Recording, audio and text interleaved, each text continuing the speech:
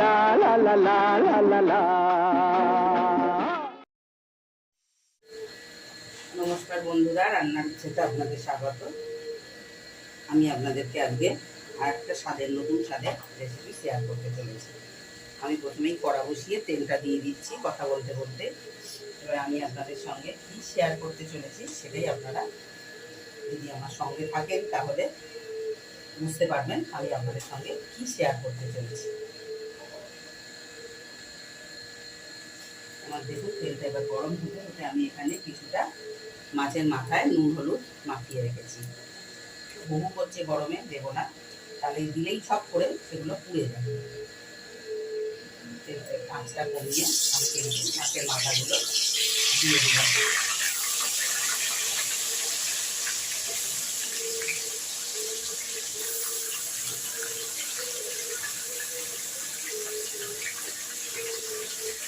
মাছের মাথাগুলোকে আমি লাল লাল করে ভেজে তারপরে আমি ফেরত আসছি। দেখুন আমি কিন্তু সমস্ত মাছের মাথা একদম লাল লাল করে ভেজে নিয়েছি।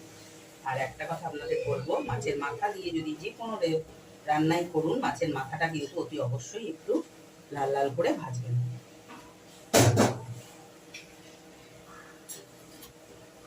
এবার আমি ওই তেলেতেই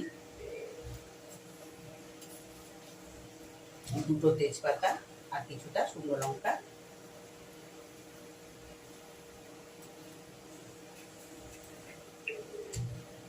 আর সামান্য একটু সাদা জিরে ফোড়ন দিয়ে দিলাম।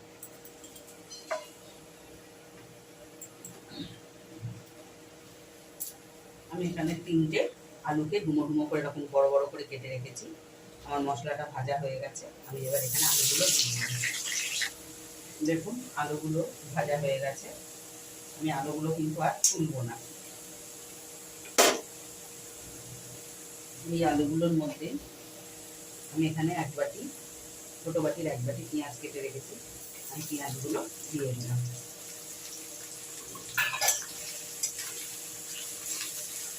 মাথা দিয়ে যে রান্নাই করুন মানে সেটা বুঝে শুনে, যেমন শাকের রান্না হোক বা বাঁধাকপি হোক বা ডাল হোক, যে কোনো রান্নাই যদি করুন তাহলে কিন্তু অতি অবশ্যই রসুন যদি নাও ব্যবহার করতে চান কিন্তু পেঁয়াজটা অতি অবশ্যই ব্যবহার করবেন, তাহলে কোনো আঁশটানি গন্ধ লাগবে না। দেখুন পেঁয়াজটা আমার কিন্তু ভাজা হয়ে গেছে, একদম লাল কটকটে করে ভেজে নেবেন না, পেঁয়াজটা যেই মজে মজে আসবে দেখুন এইরকমভাবে হয়ে আসবে, তখন আমি একটা অর্ধেক টমেটোকে কেটে রেখেছিলাম সেটা আমি দিয়ে দিলাম। খুব ছোটো ছোটো করে কাটিনি, একটু বড়ই রেখেছি। তার সঙ্গে সঙ্গে আমি কিছু মশলা রেখেছি এখানে। আমি আমার এই ছোটো চামচে 1 চামচের একটু বেশি হলুদ, 1 চামচের একটু বেশি লঙ্কা গুঁড়ো, 1 চামচের একটু বেশি জিরে, এই 3টেই আমি একসঙ্গে এখানে দিয়ে দিলাম।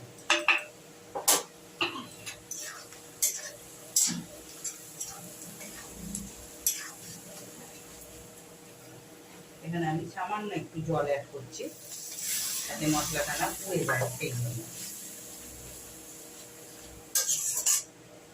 সঙ্গে সঙ্গে এখানে আমি বড় চামচের 1 চামচ আদা বাটা আমি দিয়ে দিলাম। আমি কিন্তু এখানে রসুন দেব না।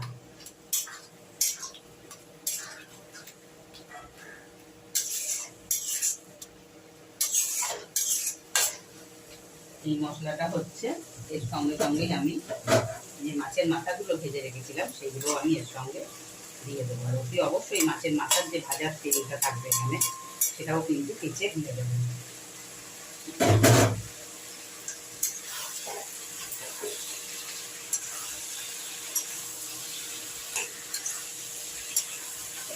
আপনারা ভাবছেন তো এটা আলু দিয়ে মাছের মাথা রসা হচ্ছে, তাও হচ্ছে না। এবার দেখুন এটা দিয়ে কি রান্না করছি আমি।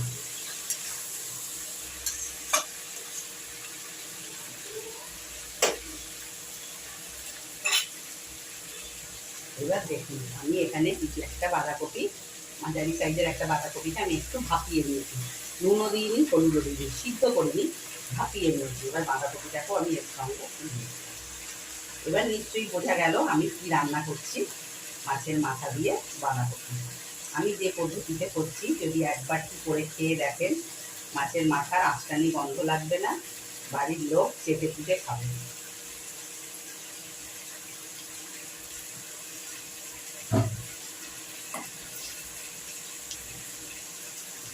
এবার গ্যাসের ফ্লেমটা একটু আস্তে করে দেবেন। এবার এটাকে এর সঙ্গে যত কষবেন তত কিন্তু খেতে ভালো হবে।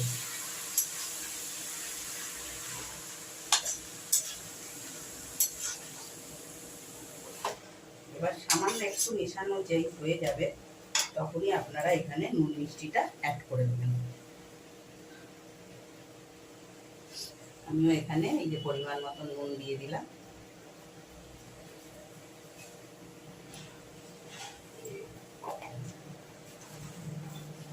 পরিমাণ মতন যেটুকুনি মিষ্টি লাগবে সেটুকুনি মিষ্টি আমি দিয়ে দেব।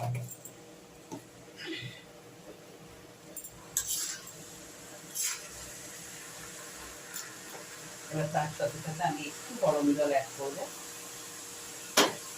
করে আমি এবার এটাকে কষবো।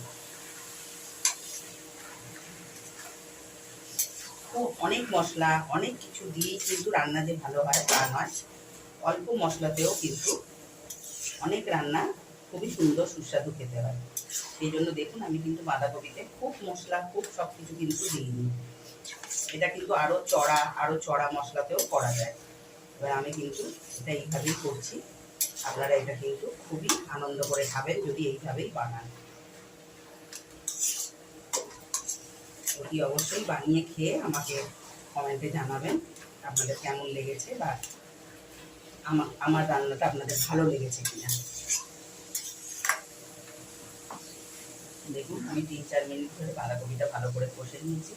এবার আমি এখানে কিছুটা গরম জল দিচ্ছি, জাস্ট একটু সিদ্ধ হওয়া, মানে এমনি তো নরম হয়ে গেছে, জাস্ট একটু সিদ্ধ হওয়া। তার জন্য আমি সামান্য অল্প জল দিয়ে এবার একটু চাপা দিয়েছি। দেখুন বন্ধুরা আমার বাঁধাকপি কিন্তু একদম রেডি হয়ে গেছে। আমি এবার নামানোর আগে সামান্য একটু ঘি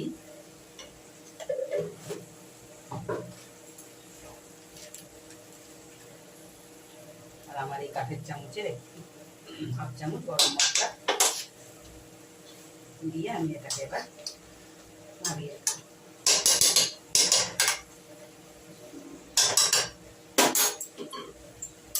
এইভাবে একটু বাঁধাকপি করে খেয়ে আমাকে জানাবেন কেমন হয়েছে।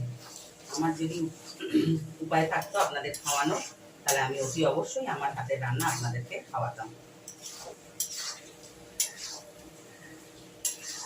আমার বাঁধাকপি রেডি, আমি এবার আপনাদেরকে পরিবেশন করে দেখাচ্ছি।